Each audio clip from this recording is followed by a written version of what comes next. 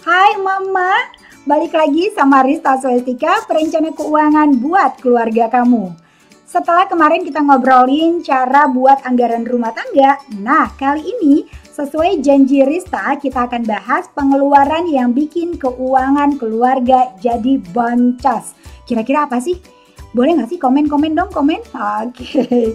Ya, pengeluaran buat beli makanan yang suka buat keuangan keluarga jadi boncos. Sebenarnya hal ini sudah bisa diperkirakan oleh emak-emak finansialku pastinya. Dan bukan itu aja, Rista juga mau kasih tahu rahasia penting gimana sih caranya emak-emak bisa nabung dari anggaran buat makanan tadi.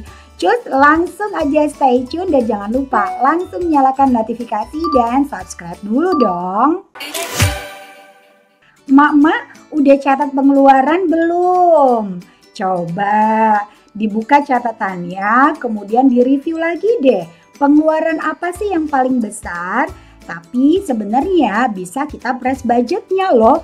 Tunggu deh Rista, kenapa harus di press budgetnya? Bukannya udah dianggarin? Gini nih mak-mak, kalau udah di press gitu ya, ternyata sisanya kan bisa kita buat tambahan untuk menabung nih.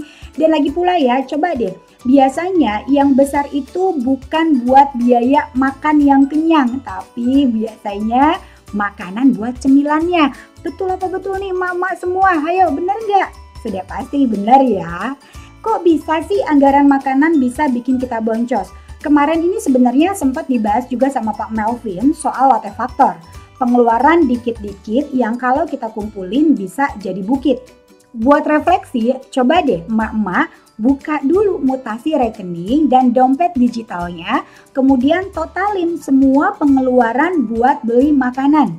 Bisa mulai dari beli bahan makanannya, beli makanan di luar gitu ya, makanan delivery order, cemilan apapun itu, coba dicek lagi, ditotalin kira-kira jumlahnya berapa. Kalau udah ditotalin jangan sampai kaget dan jangan sampai shock ngelihat angkanya ya. Oke, mak-mak tahu nggak sih? Sebenarnya pada tahun 2018 total belanja orang Indonesia itu mencapai 600 miliar US dollar.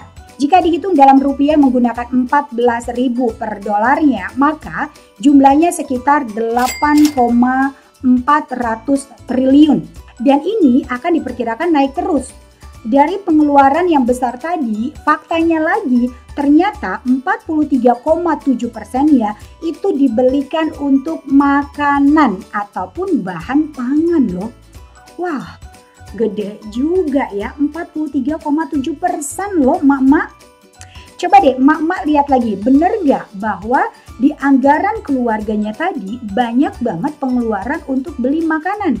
Apalagi dengan kondisi COVID-19 seperti ini. Delivery order makanan karena malas masak di rumah, makanan itu terus, banyak sekali akhirnya bengkak. Coba dicek, ayo dilihat lagi dompet digitalnya. Paling banyak belinya apa nih mak-mak semuanya?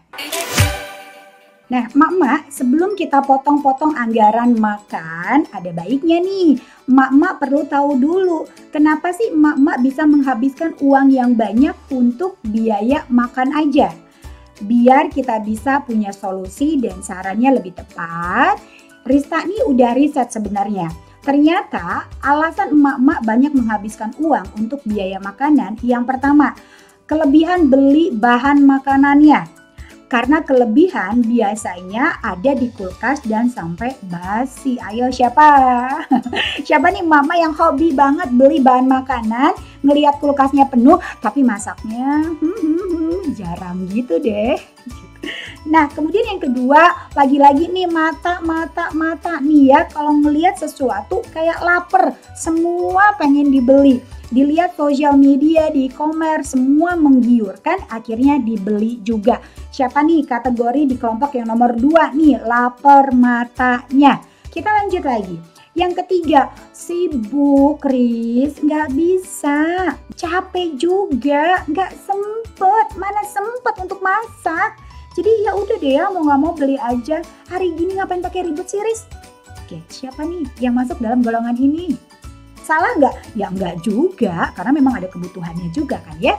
Oke, yang keempat, impulsive buying, lagi-lagi jalan ke mall gitu ya, atau kalau sekarang karena ada pandemi scroll gitu ya di e-commerce, lihat makanan-makanan lagi pada diskon, makanan-makanan menu baru yang penasaran untuk dicoba gitu ya, artinya kayaknya minta dibeli nih gitu.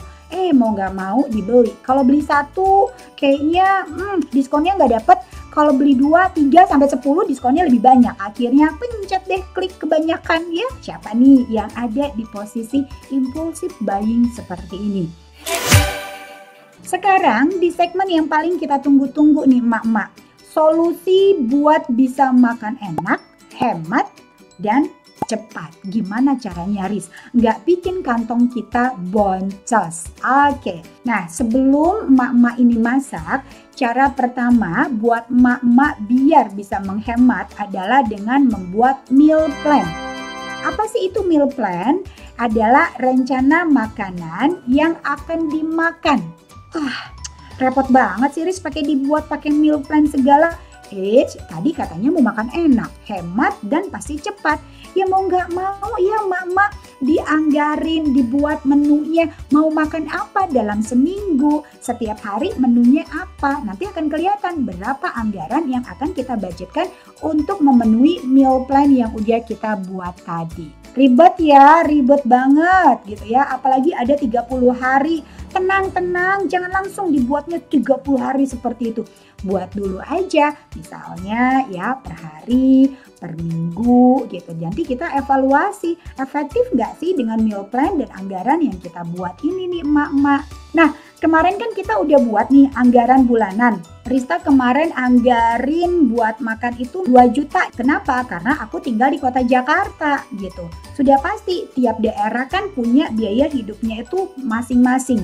Nah, kenapa Rista anggarinnya tadi 2 juta buat makan? Kenapa? Karena Rista itu belanjanya, contoh nih buat beli bahan makanan, buat meal plan yang Rista udah buat, itu buatnya per minggu.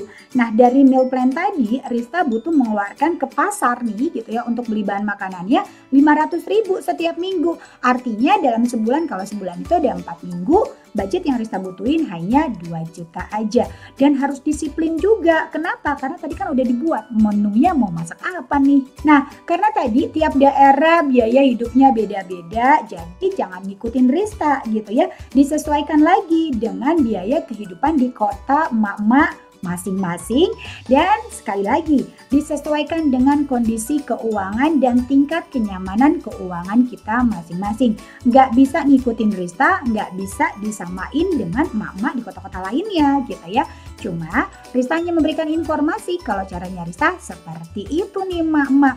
Efektif nggak sih? Sudah pasti sangat-sangat efektif. Kenapa? Karena Rista buatnya per minggu gitu ya. Jadi kita bisa evaluasi nih.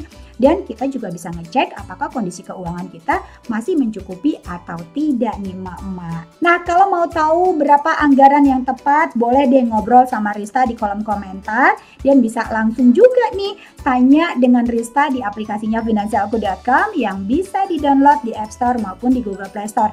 Nanti di sana cari wajahnya Rista, langsung tanya, ada lewat tiket ataupun live chatnya.